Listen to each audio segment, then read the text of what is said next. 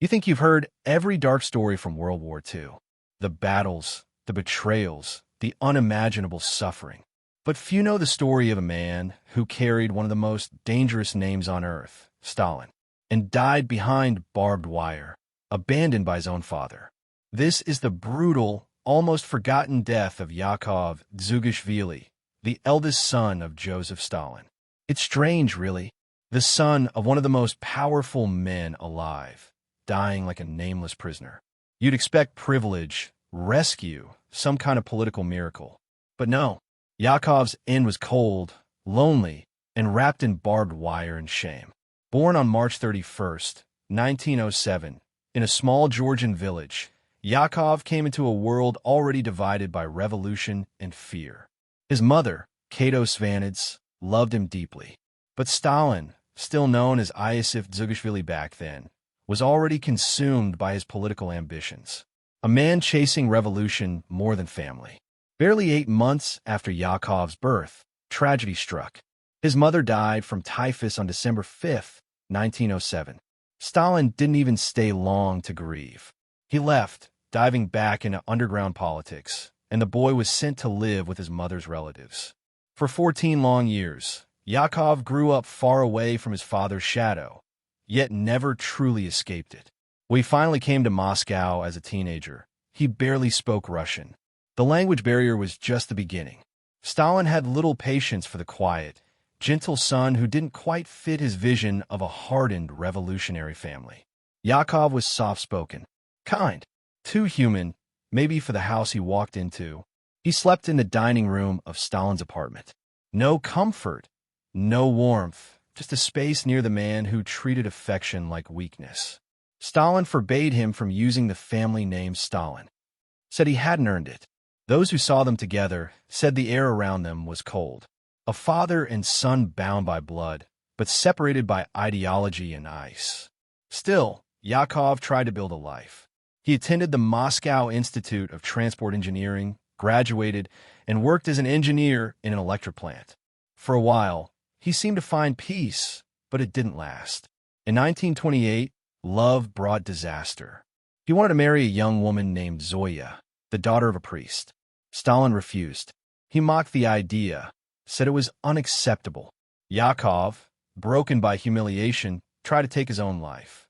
The bullet missed his heart by just a few centimeters. He survived, but something changed after that. The light inside him dimmed. He married later, yes, but he carried that scar both on his body and in his spirit. By 1937, he was training at the Artillery Academy, trying to prove himself as an officer. Maybe, deep down, he still wanted his father's respect. Maybe he thought war would give him that chance. But when Hitler's armies invaded the Soviet Union in June 1941, Operation Barbarossa, that chance turned into a death sentence. Yakov was sent to the front as a lieutenant in the 14th Howitzer Regiment of the 14th Tank Division. It sounds impressive, but in truth, the Red Army was completely unprepared. Chaos, panic, whole divisions wiped out in days. And Yakov, the son of Stalin, found himself in the middle of it. During the Battle of Smolensk, the Germans surrounded his position. The order was to retreat, but Yakov refused. Witnesses later said he declared, "I am the son of Stalin. I did not allow the battery to retreat." Maybe it was courage. Maybe it was pride. Either way, it sealed his fate. Within hours, the German troops overwhelmed them. The Soviet line broke, and Yakov Dzhugashvili, Stalin's firstborn, was captured. On July 19, 1941, the Germans announced it to the world. Hitler had captured Stalin's son. The propaganda value was priceless. In Berlin, the news spread like wildfire. Leaflets with Yakov's picture were dropped over Soviet lines. "Dear father," they read, "I've been taken prisoner. I'm in good health." The Nazis showed him smiling beside German officers, though the smile was hollow, forced. Stalin saw it and exploded. He refused to acknowledge Yakov as his son anymore. He reportedly shouted, "The son of Stalin does not surrender. He should have killed himself." The order was then passed through the ranks. No Soviet soldier was to be captured alive. They were to fight to the death. Yakov's humiliation became policy. In captivity, Yakov was interrogated by the Abwehr. They asked him about the Red Army, about Soviet morale. Under pressure, he admitted the truth, that the army was unprepared, that leadership was chaotic. He even criticized the British, calling them weak. And that, too, was used against him. German newspapers printed his words, twisting them into betrayal.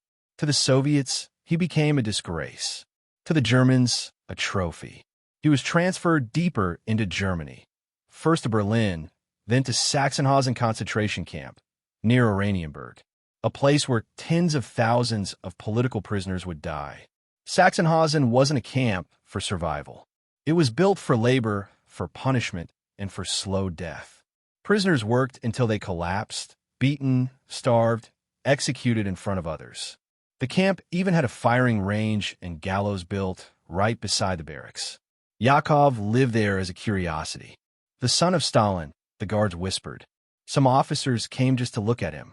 He fought with British prisoners, argued with Germans, and refused to play their propaganda games. Even in humiliation, he had a strange kind of defiance, though no one knew if it came from pride or pain.